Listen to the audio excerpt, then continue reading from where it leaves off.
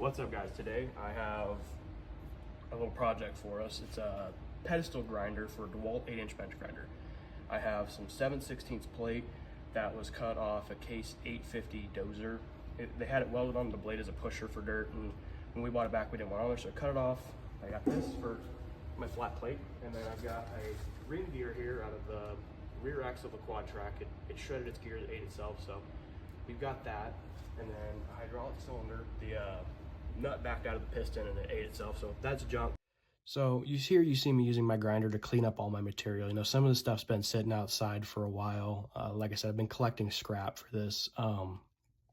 What I have is a quad track rear axle. It's a gear, and it's 24 inches in diameter. Then I have a hydraulic cylinder. It's 37 inches long, and I believe 4 inches in diameter. That is off a back. All right, guys, now that I've got these decently cleaned up, these are good enough to mark on. These are clean. I got a nice bevel to fill with weld on both ends of this. And I got that cleaned up for my top plate. We'll go ahead, set everything up, get ready to start torching our flat plates out, and then we should be good to clean up and start welding. So here you guys see me cutting out all my pieces with the torch. The ring gear part ended up being fairly heavy, and I was trying to avoid dropping it on the concrete, so you'll see me stop and then get back to cutting. I was looking for a magnet that we have to attach to it and then hook it to a shop crane. Unfortunately, I could not find that, so I ended up torching it as far as I could and then took the ring gear off just to reduce the weight hitting the floor, slid my pan back over and cut it and tapped it out with my hammer. Not the way I would have preferred to do that, but I also did not want to cut holes in that plate to rig it up to the crane. I wanted to just leave it how it was. So that sucks, but it ended up working out pretty good.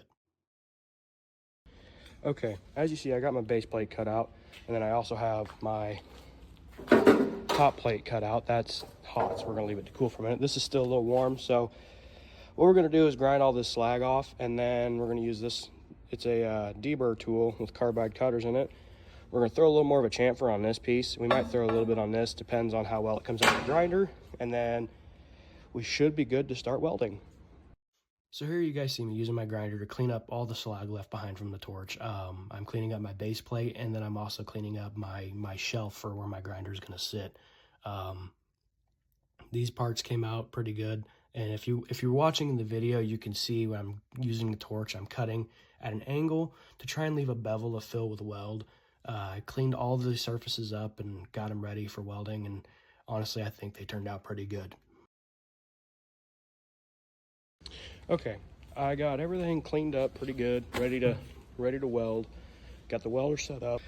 All right, we got a couple tacks laid in there. It's burning in pretty hot. I'm liking it. We got our cylinder set up here for our base.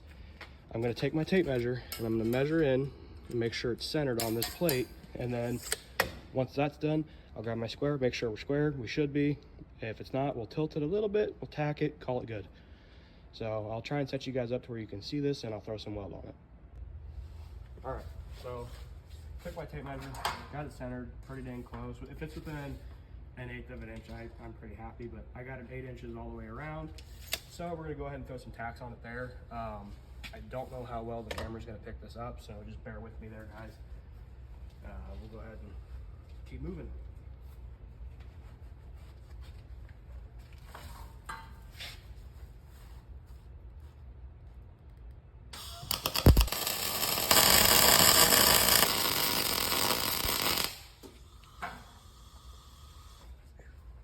All right, got her tacked in there. She's tacked pretty heavy, but I'm pretty happy with that. Got a little bit there, but this plate, it was on a dozer. It's probably not super flat. That and my weld's probably pulling it down a little bit, but I mean, we're not building bridges here.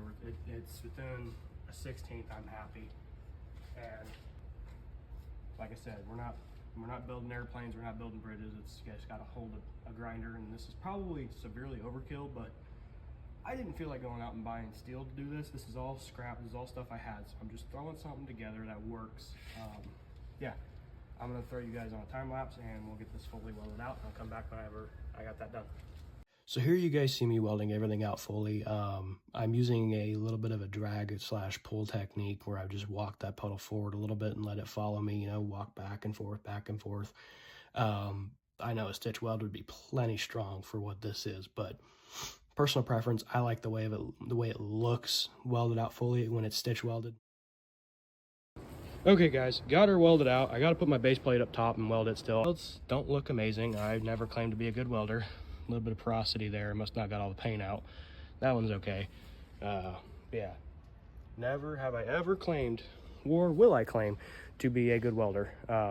But now I'm going to hook a strap through it, pick it up, put it on the floor, and readjust, and then I can weld my plate on, get a level on it, make sure everything's good, square, good to go, tack it all out, fully weld it out, and then we should be done with this project. Okay guys, we got it set up there, paint round off, and measured it. It's center to center on the cylinder. Now we're gonna go ahead and we got the level on there. It's currently sitting at 0.6 degrees this way, which 0.6 degrees I feel like is more than okay for a bench grinder. So I'm gonna grab my helmet, we're gonna go ahead and throw a tack on it, and if we need to adjust it, we can as we go. It's not the end of the world. So I'll leave you guys not on a time lapse for this one, and we'll go ahead and throw some weld there. If I can get my hand on here and hold it still possible anyway.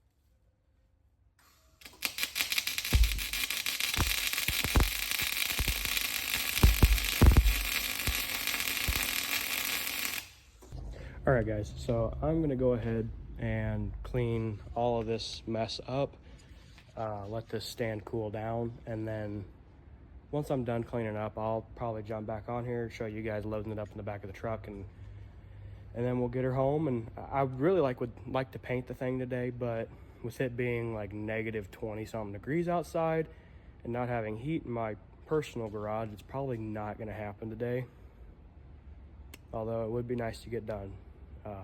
But yeah, I will pick you guys back up when I am done cleaning this mess up.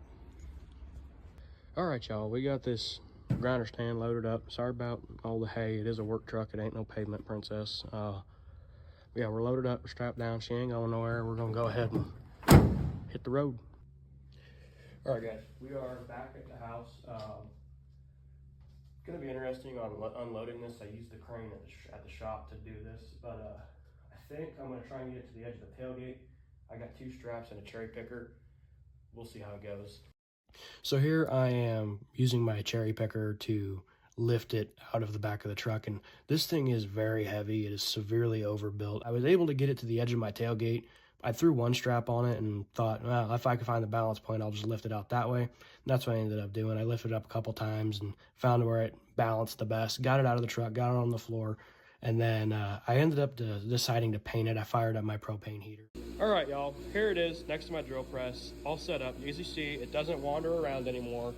It's not hunting for a home. The base is not painted, unfortunately, but it is negative 20 degrees outside. If I paint this thing, it's gonna take forever to harden and cure right. I'm not messing with it today.